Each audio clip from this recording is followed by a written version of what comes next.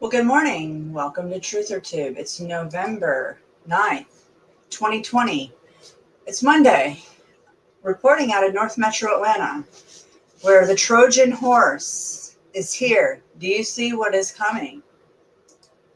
All right, let's start it off right here, folks. This is what's been going on over the weekend in my city, in Atlanta, since the media has projected that Joe Biden is the winner of our presidency.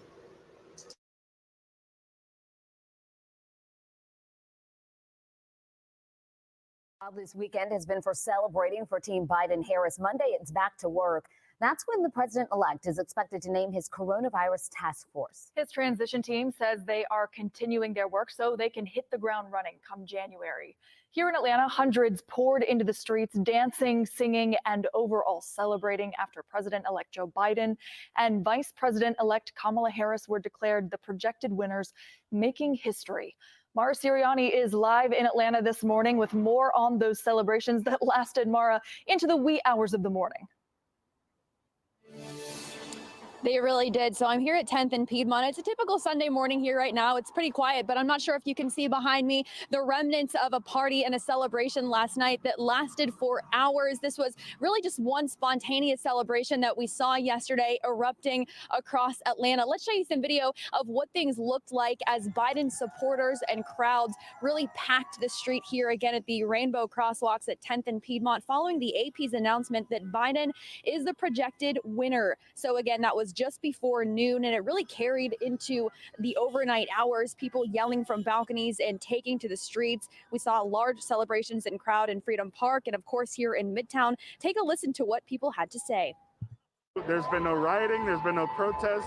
We're just here to have a good time. Atlanta is the place that I love, and this is my hometown, and I knew that we would turn out for this. It feels like we all get to heal right now. We all get to start this healing process. And it's so validating, and it's awesome, and it's beautiful. And at one point, traffic right in this area was temporarily blocked, but the latest from Atlanta police, and at last check, there were no major results of any issues or arrests in connection with the celebrations. You heard a lot of music and saw a lot of champagne across Atlanta yesterday. All right, Mara, thank you for the update. All right, we'll move on to the next video. Well, while this weekend has been for celebrating for Team Biden-Harris, Monday, it's back to work. That's when the president-elect is expected. All right, folks. So,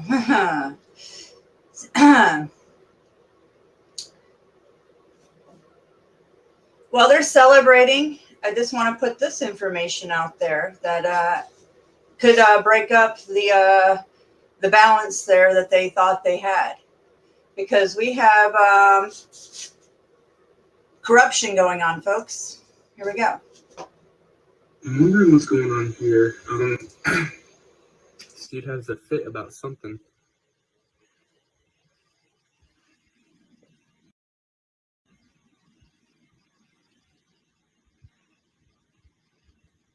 And then flips off a ballot. And then crumples it up.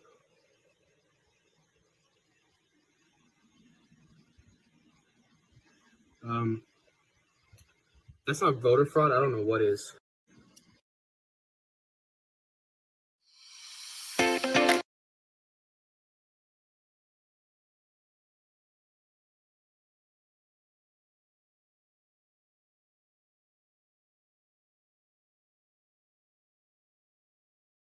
County as they work to finish counting all the ballots there. Technology issues continue to plague Gwinnett County as they work to finish counting all the ballots there. Computer glitches have delayed tallying and reporting votes since election night, so extra technicians were brought in today. There are still 538 ballots that could not be uploaded to the Secretary of State's website, as well as 965 provisional ballots that must yet be reviewed. That process will begin on Monday morning.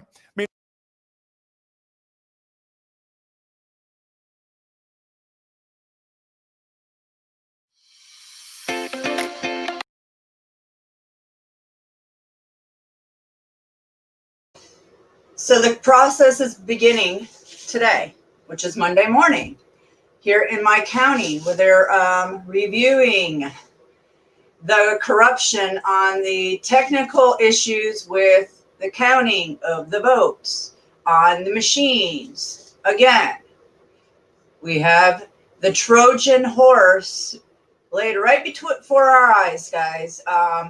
If you haven't been prepping, I would suggest prep today. Like, where do we go from here? You should be buying water, food, and essential items for a dark winter, just like Joe Biden, Sloppy Joe, has laid out for us, okay? Sloppy Joe and Camel Toe Harris. Okay? Here we go. Now, the media, the mainstream, lamestream, that you should not be listening to has already set it in place that they're not even, it's over. And they're already telling us that the balance of powers, the Senate could be left up to Georgia voters. So they're just playing it off like this is not, he's already won, and now we're going into the Senate. So here's this. The presidential race has been called, but Georgia politics are now switching into a new gear. We are about to become the center of the two most expensive U.S. Senate races in history. We have two runoffs. The balance of power in the Senate could now be left up to Georgia voters come January. As of right now, there is an equal number of Republican and Democratic senators. Only 4 seats are still undecided. 2 of those are Georgia's. Our state, the only one in the nation this election to have 2 Senate seats up for grabs. Now, both are heading to runoffs on January 5th. Republican incumbent Senator Kelly Loeffler will go up against Democratic challenger Reverend Raphael Warnock. You can see there. Currently, Warnock is slightly ahead of Kelly Loeffler. The winner of that race will serve the remainder of former Senator Johnny Isakson's term. And the other Republican incumbent, Senator David Perdue, will try to defend his seat against Democrat Jon Ossoff. Perdue had a slight lead over Ossoff before the Associated Press determined it was a runoff late Friday night. The battle over the balance of power will highlight our special coverage this morning. Decision Georgia, hosted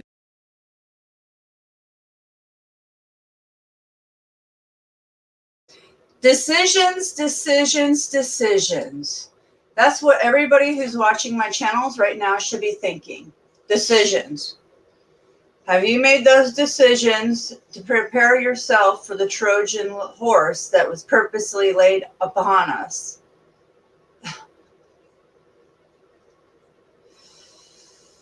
Ah, boy.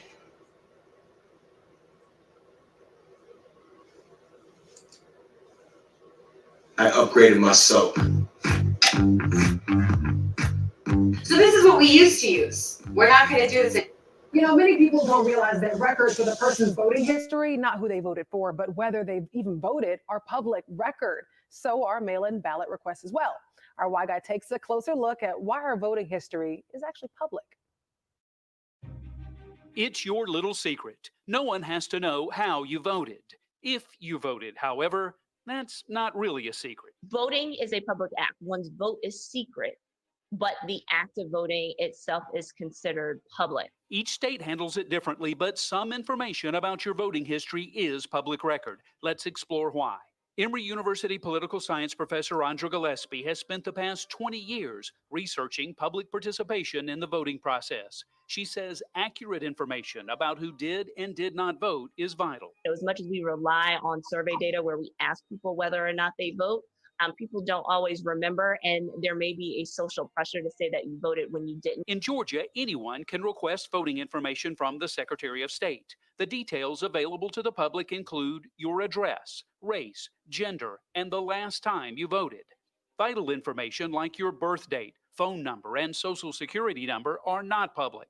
Political campaigns want to know if your last visit to the polls was during the disco era or if you're an active voter. They're probably going to make sure that they send you literature. They may increase the likelihood they would call on you.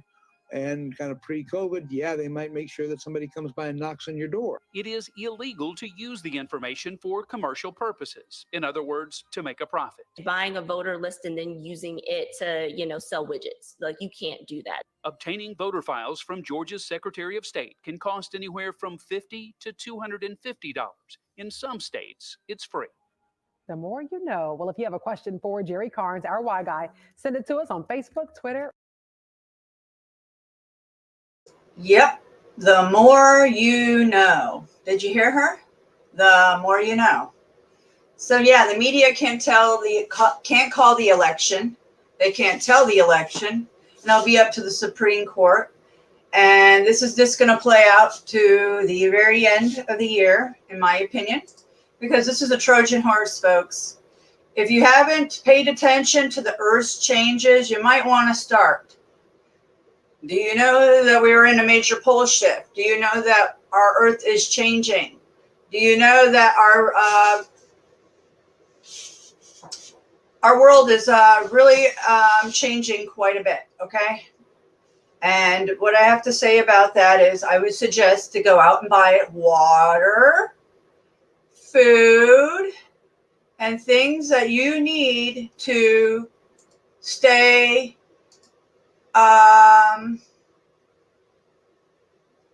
comfortable in times of civil unrest. There's going to be major civil unrest, and if you haven't seen the Trojan horse laid upon us, I don't know what else to tell you.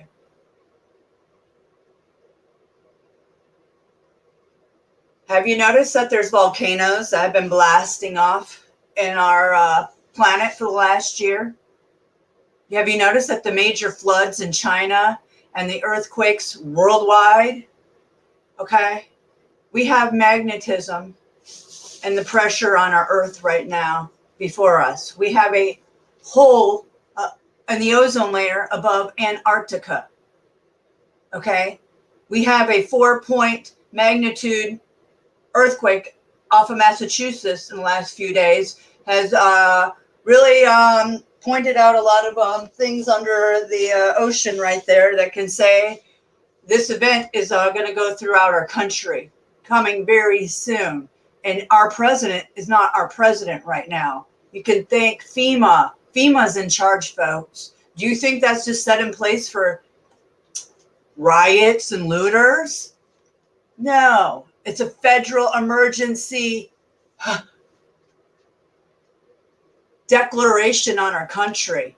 So if you haven't planned and you don't know about what earthquakes and volcanoes do, I've made videos on my other channel, Media Mystic Skywatcher, because I am a medium to an extent. I've told you guys for about a year and a half now to buy a gas mask for the glass that's going to be in the air and the plastic and to seal off your house and your rooms.